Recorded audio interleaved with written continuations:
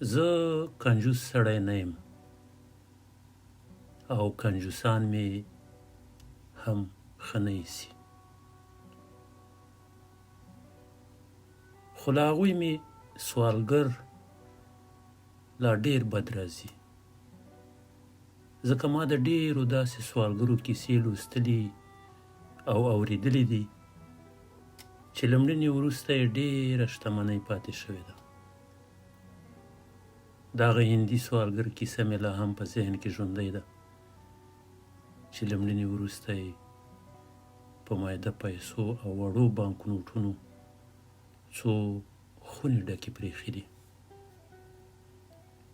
د داسې یو سوالګر کیسه مې هم اورېدلې ده چې د مالیې په نه ورکړه زندان ته لاړ او پر شتمنۍ څو ښوونځي آبادېدل. داسې نه ده چې زه خیرات او د اړو کسانو لاسنیوی بد بولم او له بېوزلو سره له مرستې انکار او فراري یم. نه، هیڅ کله نه. زه د بل هر سخي انسان په څیر ډېر زړه سوان، مهربان او خواخوږی انسان یم. زه نه یوازې له بېوزلو سره د مرستې میړنی او لیونی یم، نور مې هم تل له بېوزلو او غریبانو سره مرستې ته هڅولي دي.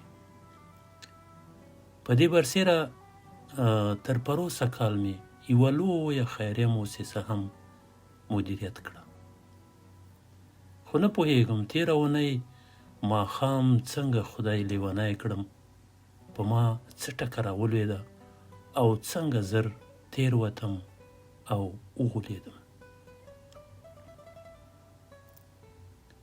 د ماښام تیاره خپره وه،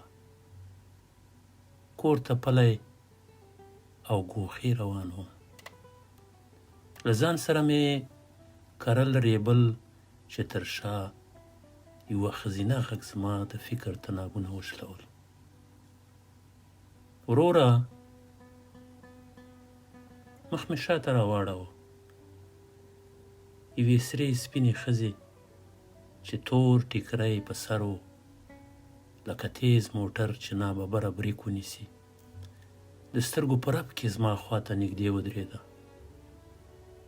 په رېږدېدلي غږ یې وویل: مسلمان یې؟ پرته له دې چې د دې حیرانوونکې پوښتنې ځواب ته خوله پرانیزم او د هغې د څېرې انځور په ذهن کې خوندي کړم، تر فکر مخکې مې اوږې وښورېدې. بلې، دې سیمه کې به جومات نه وي در معلوم؟ ښځه پړینګ په ژړا شوه. ژړا یې دومره اغېزمن نه کړم څومره چې د هغې پوښتنې ټکان راکړ. هم وشرمېدم او هم وننګېدم،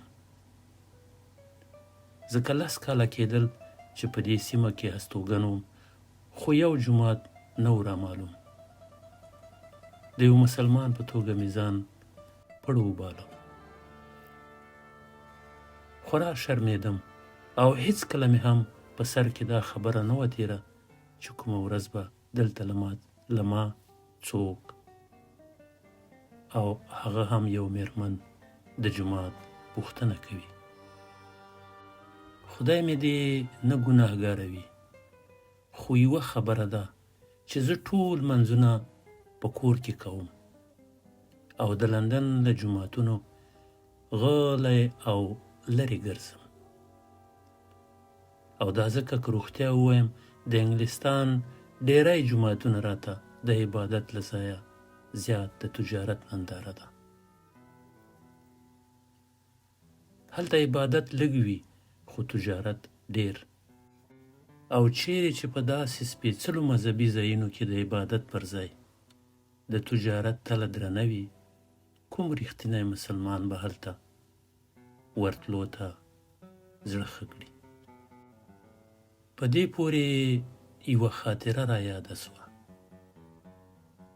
یوه ورځ چې په مانچستر کې د یوه عصري جومات تر څنګ پلی روان وم. تر خوا مې 2 تنه هم د دې جومات مخته روان وو چې یوه بل ته لګیا وو. پوهېږئ د دې جومات څښتن څوک دی؟ بیا یې همدغه جومات ته مخامخ یو لوی هوټل ته لاس ونیو. د دې جومات خاوند چې دا ټولې د دغه جومات د ګټې برکت دی. ملګري خبره په خندا واړوله. خو راځه چې ما ته هم دا کار شروع کړو. ملګري د هغه ګناهګار په څیر چې له خدای د خپلې کړې ګناه بخښنه غواړي غوږونه په لاسونو کې ونیول. توبه توبه، دا څه کفر غږوي؟ دا نه عبادت دی او نه تجارت، دا منافقت دی. ما ته د هغه جومات د ملا قصه هم معلومه ده چې په تبلیغي د یوې کورنۍ 2 تنکي زلمیان د داعش لیکو ته وهڅول او تر ننه یې د مړي او ژوندي درک نه دی لګېدلی. زه لا له دې اندېښنې نه وم فارغ چې ښځه بله پوښتنه کوي. د کوم ځای یې؟ د افغانستان. ښځه لکه په انګلستان کې چې ټول هستوګن افغانان پیژني. الحمدلله تاسو ډیر ښه مسلمانان یاست. پرون مې زوی ته په کابل رستوران کې ډیرې پیسې راټولې شوې. له دې سره د ښځې ستونی بیا له ژړا راډک شو. پوهېږئ زما ځوان زوی یې په چاقو وواهه، ځای پر ځای ساه ورکړه. مې وکړ. چا؟ یو انګریز. د خفګان څپره باندې راغله. له ښځې سره مې خواخوږۍ په ټول وجود سیوری وغوړاوه. قاتل ته مې په سپورو خوله پرانیسته. لعنت مې پرې ووایه او پرته له دې چې د پیښې په جزیاتو او د قتل په انګیزه ځان وپوهوم، د مقتول د مړي او جنازې سودا مې مخته راغله. اوس د زوی مړی چیرته دی؟ هغې ژړا ته زور ورکړ. په هوایي میدان کې. نن یې باید جنازه فلسطین ته ولېږدوم. مخ ته یې څپېړه ونیوه. داسې په کوکو کوکو یې وژړل لکه زوی چې د دې په وړاندې قبر ته سپاري. دا مې یوازینی اولاد و.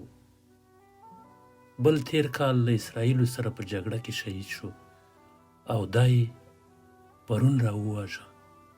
بیا یې اسمان ته خوله ونیوه او خدای ته په ګیلو شوه.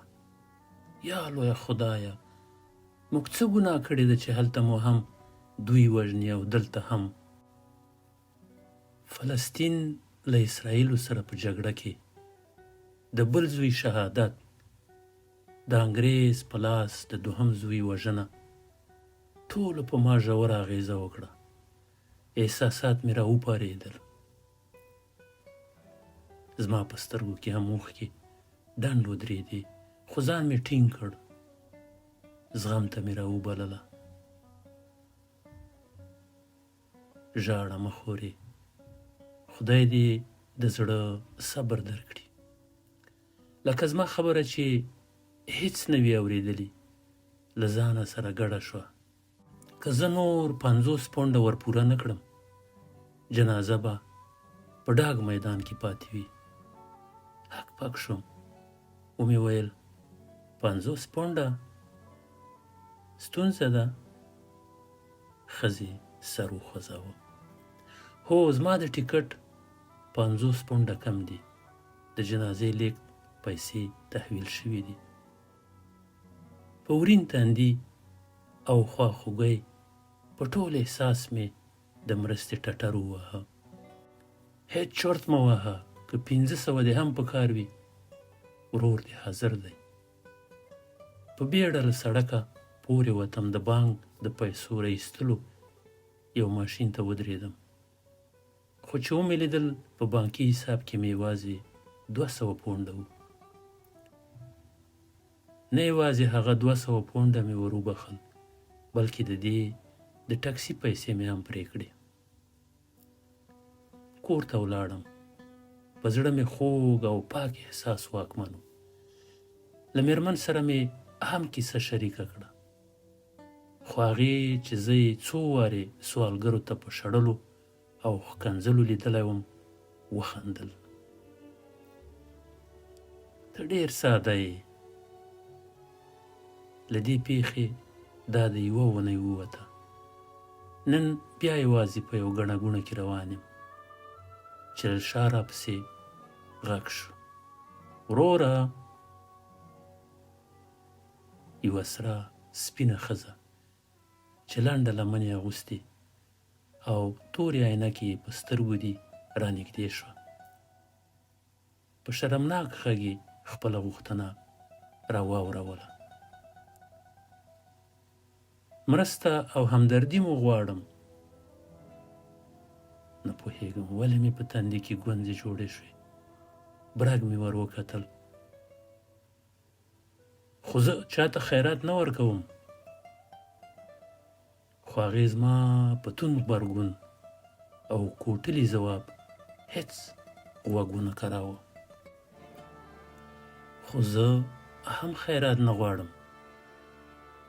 لاس مې پورته ونیو لکه څپېړې ته چې ځان جوړوم. په غوسه مې وویل: نو څه بلا غواړې چې خیرات نه غواړې؟ غوښتل مې ستا انساني جوهر ووینم. مخ یې واړاوه، سر یې ځمکې ته ونیو لکه په خپله خبره چې پښیمانه شوې وي. له ځانه سره وبونګېده: خو خبره نه وم چې تاسو له هغې بې برخې یاست. غوسه راغله، خو بېرته مې وخوړه. زړه مې نرم شو، خو سره له دې مې هم په لوړ اواز ورغبرګه کړه: مشکل دې وایه. پړینګ په ژړا شوه. بیا یې وننګولم: که یې وایم څه؟ تا خو نو له اوله سره ځواب راکړ. ژړا یې ونیوم. د لاسنیوي حس یې راوتخناوه. ښه وایه څه مشکل لرې؟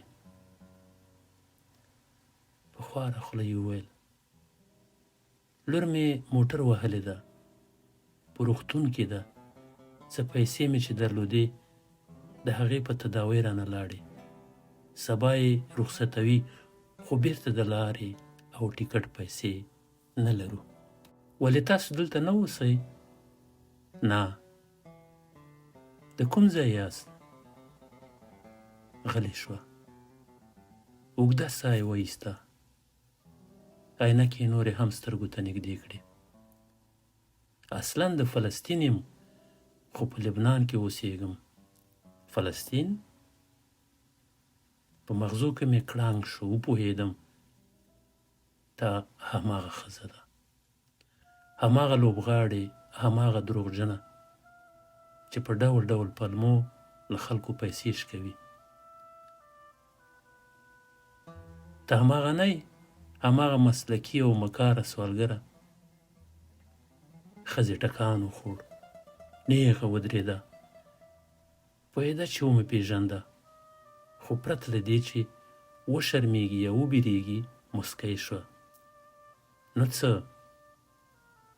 څنګه څه؟ دا جرم دی. اوږې یې پورته ونیوې. د خپل عمل په نانګه شوه. پوښتنه یې وکړه: آیا سوال کول جرم دی؟ سوال جرم نه دی، خو د خلکو تیریستل او غولول جرم دی. ښځې وخندل لکه ټوکې چې کوي.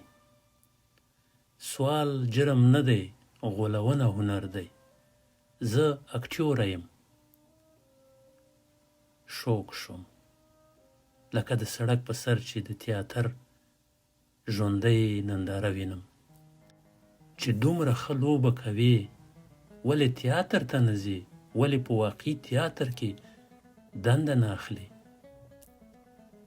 په غرور یې پر خپلو اوږو پرتې زلفې وښورولې. عینکې یې له سترګو لرې او سترګې یې زما لور ته سیخې ونیولې. خو زه یوه ازاده لوبغاړې یم چې هر ځای اړتیا وي هلته لوبېږم او خپل کمال خلکو ته ښایم. لاس مې بیا بې واکه پورته کړ. اوس دې پولیسو ته په لاس کې ورکړم؟ په کړس کړس یې وخندل، لکه زما خبره چې هډو اورېدلې نه وي. زما په ګواښ یې بیا هېڅ غوږ ونه ګراوه. ور مې کړه، خو پوه شه چې دا هنر مې له پولیسو هم راخلاصوي. ښځې بیا په کړس کړس وخندل، خو زه لکه لیونی چې شم غوږونه مې په لاسونو کې ونیول. توبه توبه، ټکان مې وخوړ، ګونګی او غلی شم.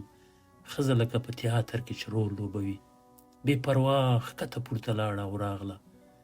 کله عینکې له سترګو راباسي او کله خپلې اوږدې زلفې شاته او مخ ته غورځوي.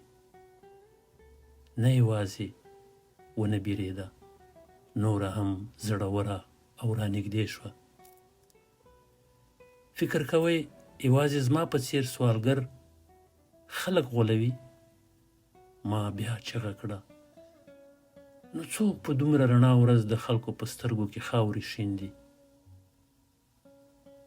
ته وایې لیکچر راکوي لکه د پوهنتون پروفیسره، مخامخ راته ودرېده. اصلي غله پېژنئ؟ سر مې وڅانډه، شاته راغلم، د خولې مې بې واکه ووتل. اصلي غله؟ سر یې وښوراوه، مخامخ جومات ته یې لاس ونیوه. بلې هغه اصلي غله چې دین در باندې پلوري او په دوزخ مو ویروي. 180 درجې په شا وګرځېده، بېرته را وګرځېده. په دیوال کې راځوړند لویو عکسونو ته یې لاس ونیوه. هغه عکس د چا دی؟ د مخالف کارګر ګوند رهبر؟ بیا یې بل تر ټولو لوی عکس ته ور وکتل. هغه څوک دی؟ د انګلستان صدراعظم. او دا هم هغه غله چې ستاسو د رهبرانو او امامانو ترڅنګ د خلکو خوبونه، باورونه او ایمانونه غلا کوي. پرته له هر ډول ویرې رانږدې شوه او پر اوږو یې وټپولم. سمه ده چې زه مو په سوال او چل ول پیسې لوټوم، خو ولې د داسې غلو په محکمه پسې نه ګرځئ؟ په کړس کړس یې وخندل او لکه تیز ګاډی روانه شوه. په ما یې خبرو داسې اغېز وکړ لکه د یو هوښیار ښوونکي ګرانه پوښتنه چې یو تکړه زده کوونکی په ځواب کې بند کړي، او هغه لکه واښه الوزي، د سترګو په رپ کې له ما پناه او الونیا شوه. زه لکه د یوې صحنې له ختمېدو وروسته چې پرده راښکته شي ګونګ ودرېدم، بې ځوابه. داسې مې احساس کاوه لکه دا نړۍ چې د یوه ستر تیاتر صحنه وي او زه یوازې یو ساده لیدونکی.